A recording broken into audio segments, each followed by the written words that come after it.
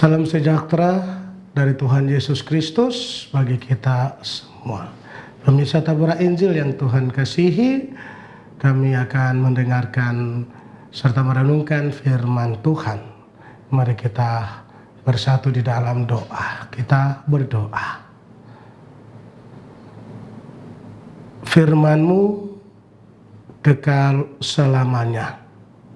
Firman-Mu ya dan amin. Sebagai umat-Mu, kami hendak membaca merenungkan firman-Mu. Kami mohon Tuhan bersama dengan kami. Hikmat dan kuasa Roh Kudus kami butuhkan untuk memahami serta menerangi kami lewat firman-Mu. Dalam nama Yesus, firman itu sendiri, kami memohon pertolongan-Mu. Amin. Bapak Ibu pemirsa Tabura Injil yang Tuhan Yesus Kristus kasihi, kembali kita akan merenungkan firman Tuhan di saat ini. Firman Tuhan bagi kita terambil dalam Alkitab Perjanjian Baru, yaitu surat Roma. Roma pasal 9 ayat 1 hingga ayatnya yang kelima. Saya akan membaca ayat 3 dan ayatnya yang keempat. Bapak Ibu akan membaca seluruhnya ayat 1 hingga ayat kelima. Perikop dari pembacaan firman Tuhan, pilihan atas Israel. Ayat 3. Bahkan aku mau terkutuk dan terpisah dari Kristus demi saudara-saudaraku, kaum sebangsaku, secara jasmani, sebab mereka adalah orang Israel. Mereka telah diangkat menjadi anak dan mereka telah menerima kemuliaan dan perjanjian-perjanjian dan hukum Taurat dan ibadah dan janji-janji. Demikian pasal pembacaan firman Tuhan bagi kita. Bapak Ibu, Saudara, pemirsa Tabura Injil yang Tuhan kasihi dan diberkati oleh Tuhan, tema kita yang akan menuntun kita lewat teks pembacaan kita yaitu Paulus peduli terhadap orang lain. Bangsa Israel adalah bangsa pilihan yang mewarisi akan perjanjian Allah. Dari merekalah akan lahir Mesias, Sang Juru Selamat. Mereka memiliki hak istimewa untuk menjadi saksi mata penyataan kemuliaan Allah, terutama ketika mereka keluar dari tanah Mesir. Allah memilih bangsa Israel menjadi suatu kerajaan imam untuk membawa bangsa-bangsa kepada Allah sendiri. Semua keistimewaan ini tidak diperoleh oleh bangsa lain. Walaupun demikian, realita kehidupan ketika hadirnya Yesus Sang Juru Selamat ke dalam dunia ini, mereka menolak Dia sebagai anak Allah. Bahkan mereka malah menyalibkan Dia yang akan menyelamatkan mereka. Pemirsa Tabura Injil yang Tuhan kasihi, secara keseluruhan ayat 1 hingga ayat 5, kita mendapati di sana bagaimana Paulus mengungkapkan isi hatinya. Dia mengekspresikan keprihatinan yang terdapat di dalam hatinya terhadap sesama orang Yahudi dengan sebuah ungkapan kata bahwa dia akan bersedia menanggung hukuman mereka jika hal itu bisa menyelamatkan mereka. Walaupun satu-satunya oknum yang bisa menyelamatkan kita adalah Kristus. Dari bagian ini, Paulus menunjukkan kepada kita tentang kedalaman kasih yang sangat langka. Kasih yang unik, kasih yang berbeda.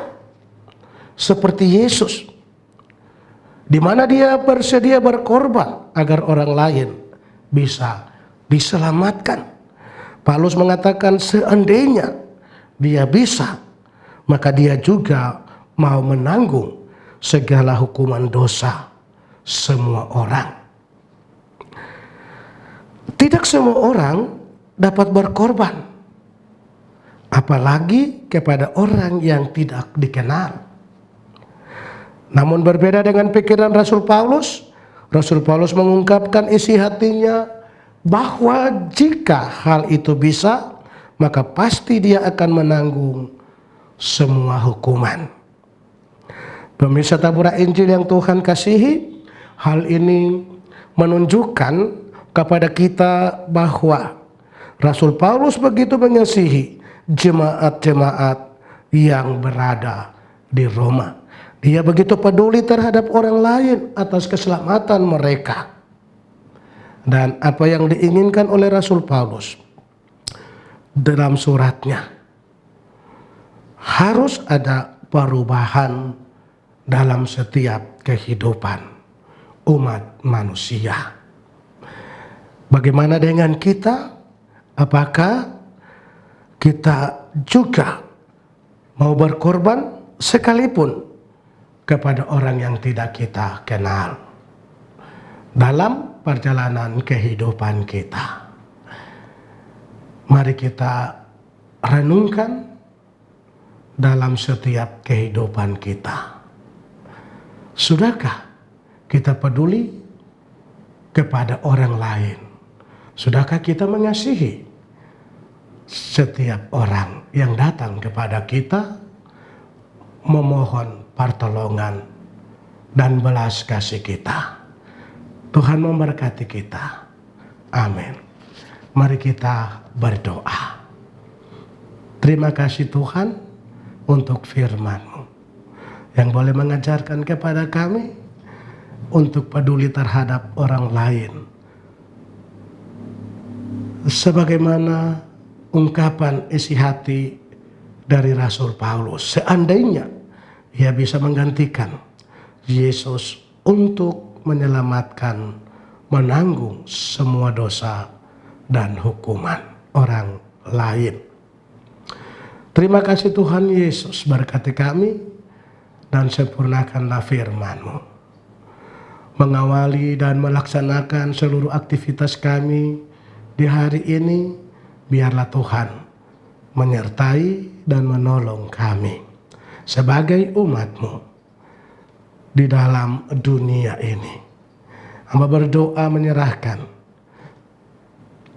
pekerjaan Tuhan di tanah ini, dalam gereja ini, mulai dari arah sinode klasis sampai dengan jemaat-jemaat, menata layani seluruh pelayanan yang akan berjalan di tahun 2023 ini.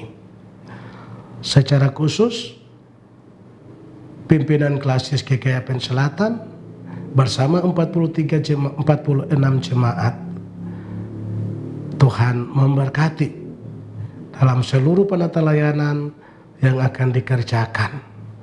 Tuhan juga memberkati usaha Narwastu, Tuhan memberkati media Tabura Injil yang terus menyiarkan firman Tuhan sampai ke pelosok negeri ini.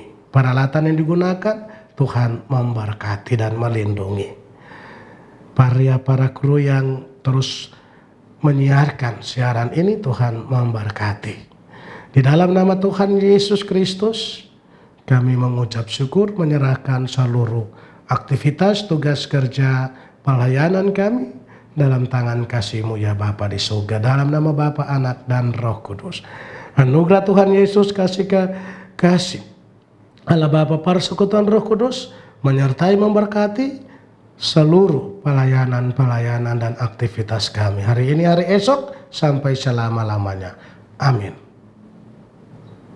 Pemirsa Tabura Injil, telah kita ikuti bersama siaran Tabura Injil yang dimana firman Tuhan diperdengarkan. Saksikan terus siaran Tabura Injil yang disiarkan setiap hari. Shalom.